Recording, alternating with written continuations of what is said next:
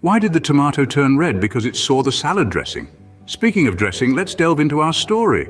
Meet John, a regular bloke with a routine as predictable as a sunrise. He's got a peculiar fondness for a spicy start to his day. Not your usual bacon and eggs, mind you, but a breakfast that would make a dragon breathe fire and his ass ready for the toilet. Now, on this particular morning, John finds himself with a gleaming bottle of new hot sauce. The label on the bottle practically screams danger, but to John it's an invitation to a challenge. He's as excited as a kid on Christmas morning. No ordinary condiment. This sauce promises to be the volcanic eruption his taste buds have been craving. And so, with a spoonful of daring and a dash of recklessness, John drenched his breakfast in the fiery sauce. As John walked out the door, he felt like a warrior ready to conquer the world. Little did he know his real battle was yet to begin.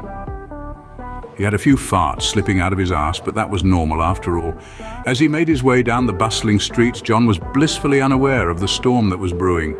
His morning had started off like any other, with a steaming cup of coffee and a slice of toast. He'd slipped into his smart, crisp suit, kissed his wife goodbye, and stepped out into the world, ready to tackle another day at the office. Now, if you've ever visited the city during peak hours, you'd know that the subway is nothing short of a battlefield. It's a sea of people, a chaotic whirlpool of scurrying feet and hasty goodbyes. The air is thick with the scent of freshly brewed coffee and the sounds of hurried footsteps echoing off the tiled floors.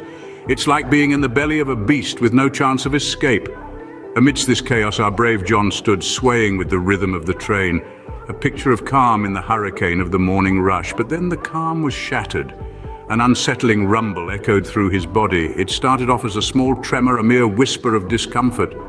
But like a beast awakening from a deep slumber, it grew stronger, more insistent. It was a feeling that was impossible to ignore, like a pebble in your shoe or an itch you can't reach. John tried to brush it off to keep his cool amidst the swirling sea of people. But the rumble was relentless, a persistent reminder of the unfortunate breakfast he'd had. His face turned a shade paler. Beads of sweat trickled down his forehead and his grip on the pole tightened. Another fart escaped from his asshole. The subway car was packed. There was no way to escape, no way to evade the impending doom. Each station they passed felt like a missed opportunity, a lifeline slipping away. The rumble in his belly was now a roar, a ticking time bomb threatening to explode. Our brave John was in a pickle, a ticking time bomb with nowhere to run. Remember the saying, "What can go wrong will go wrong." Well, John was about to experience it firsthand. A sudden, uncontrollable pressure took hold of John.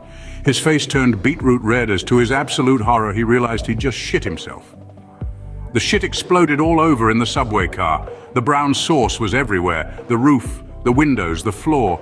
It was as if time stood still, his worst nightmare unfolding in slow motion. The reactions of those around him were immediate and varied. Some people recoiled in disgust, their faces twisted in repulsion. One guy got his face splashed with John's disgusting shit. Others started to scream, "Oh my fucking God, there is shit everywhere." I got shit in my mouth. One guy started to take pictures of John and all the disgusting brown shit. The embarrassment washed over John in a tidal wave of red-hot humiliation. And let's not forget about the smell. That pungent, unmistakable odor began to waft through the subway car, causing noses to wrinkle and eyebrows to raise. Some started to puke. One guy started to cry and prayed to God, "Please take me out of this disgusting fucking subway car." People started to scoot away, creating an unfortunate circle of isolation around poor John. In the middle of the crowded subway, John had just become the center of a rather stinky situation. Now, some people might laugh it off, but not our John. No, he was boiling with rage. You'd think he'd been wronged by the world. His face redder than a ripe tomato. He was a one-man fury show. He was angrier than a bull in a china shop. And boy, did he let everyone know it. "Fuck you all," he roared and punched the guy next to him. "Fuck this! I shat my fucking pants, so what?" His tirade didn't stop there.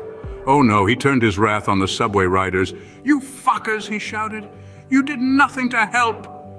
As if they were supposed to save him from his own exploding asshole. And the pigeons, those poor pigeons outside the subway. "You fucking birds," he screamed. "Never fucking helps people." As if they had any part in his unfortunate incident. And that, my friends, is the story of John, a man, his asshole, and his misplaced rage. Remember, it's not the hot sauce, it's how you handle the heat.